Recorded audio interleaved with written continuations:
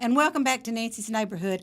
And I asked Dr. Cash if she'd stay on for the next segment because we were just getting started on the Pie Center and the CTE programs that we offer in our county schools, and we're trying to get our schools certified as STEAM or STEM schools. And I like the STEAM because it's got the A for art, but how are we doing on this? Well, actually, we are doing really well. We have 3 elementary schools that are already applying for their applications to be STEM certified. So our goal within the next 5 years is that we will become a STEAM certified district. I'm going to add the A for you. Please do. Thank you. And in that, so we've got 3 that are well on their way. That's Parkview, Charleston, who actually has their STEAM lab, right, which is really great. And then we have Waterville, who are working, and their applications will go into the State Department this year.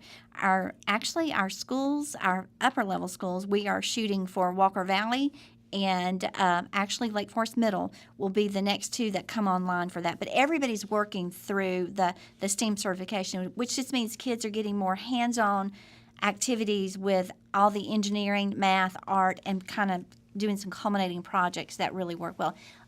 Miss Arlette Robinson, who's our CTE director, actually runs STEAM summer camps so that we're pushing it all the way through the year. So we're excited about that. And I think that's great. And I think Arlette was named Supervisor of the finalists. Well, she was Supervisor of the Year for Bradley County, but she's one of the 9 finalists for the Supervisor of the Year for the state of Tennessee. And that's awesome. That is incredible. Because she does a fantastic job. I've worked with her on a couple of different things, and I'm on a couple of committees with her, and I'm just always impressed at what she has done. She's also won the Trailblazer Award for CTE for the state of Tennessee. Oh, fantastic. So she's awesome. Yes, really she good. is. She really is. So we have all of our schools are working toward STEAM or STEM. Yes. And you know the reason I like the STEAM. It's got the A in there. So because and I think Charleston actually is a STEAM lab, not just STEM. So I'll tell Dr. Belt that you like that. She knows I do because when the foundation approached me and said, would you like to help us with this? I said, is it a STEAM or a STEM? And they said, it's a STEAM. I said, sure, I'll be glad to. So, because I'm just all for the arts in that. But I think this is great that we're doing this. And this also leads back into some of our CTE programs, which are great. Mm-hmm. The most exciting thing to me is there's so many different pathways. And just from a personal experience with my youngest son this past year, and he graduated, but he actually, through CTE, got to dig into some cyber security. So through that computer computer engineering, he did, and now that's what he's interested in college. So I think it's important that we offer so many things for kids. And you talked about the welding. We also now have virtual welding, which is amazing. And so that, again, is something that we're very proud of because it does some of the basic, and it's actually, they're in there with the virtual headsets and the whole thing doing virtual welding. So, and that's awesome. And I'm quite sure that the Industrial Development Board will be thrilled to death to hear that we've got welders ready to go. Mm-hmm. And I know that some of those can step right into the classes at Cleveland State. Yes. And then they get a certificate. They're certified in welding because it's a little step above what we do in the schools. But I think that's awesome. I do. The mechatronics labs are also pretty incredible, and we now have Cleveland State, who received, I think it's a $250,000 grant to have a mechatronics lab that our students can do some dual enrollment with. So that's, so we are really moving in the right direction for our industry to have people who are ready to go. They're ready. Right, and I think that's awesome because not everyone needs to go to college. Nope. And that's awful because, not awful, but it's awful when you say that to somebody. They say, no, my child needs to go to college. That's how they're going to make a living. Well, I was at a meeting not long ago where a guy that has a master's degree is a bartender in Denver, Colorado. Right. Because, I guess it depends on what you get your degree in, and I don't know what his was in, but it wasn't in welding because if it had been welding, he'd have a job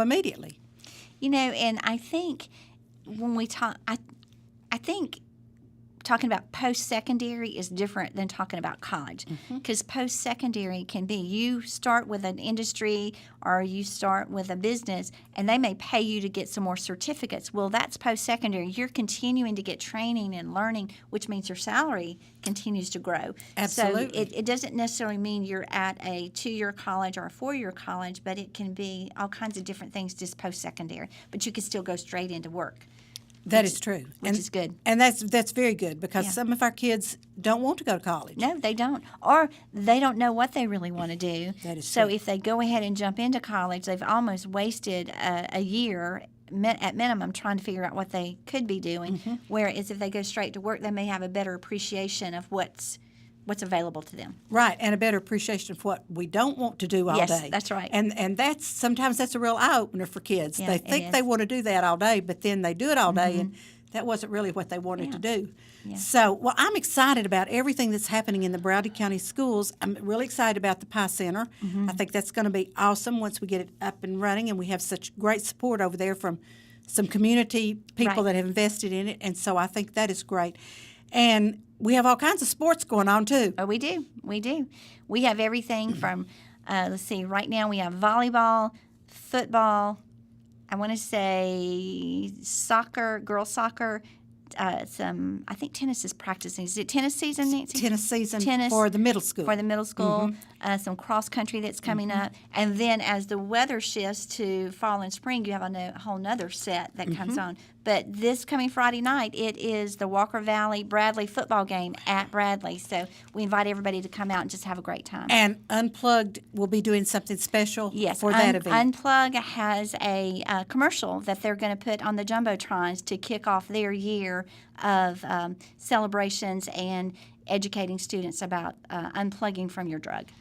And, you know, you and I both know this, and most everybody out there that's raised a teenager knows that peer pressure, you can do what you want to do at home, but peer pressure is It's strong. so tough. It's harder to say no and let's go do something else than it is just to go along with the crowd. So It we're is. trying to let kids know it's okay to stand up and go somewhere else or do something. Try to be the influencer rather than the follower. Right. And that's what these kids are saying. You know, reach out to people and be the one who pulls them into the right direction. And I think that's awesome that these 7 and 7, have volunteered to do this. And it's not just a one-day event. No, it's all year. They've planned for a year-long activities. Of course, Red Ribbon Week is the big one, and that's where they will continue to go into the elementary and the middle schools to talk to kids and work with kids.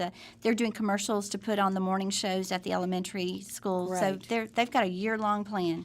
So And I it's think great. that's great. And what I think is great is that we're encouraging this. Yes. Because a lot of times people want to just hide this. Yep. Let's not talk about it. But that's not how you take care of these No, problems, by no. hiding them. It's not. So, and test scores, we did really well last year. We did, and we did really well again this year. I will tell you, our TVOS scores were just released. So, as a district, we are a level 4.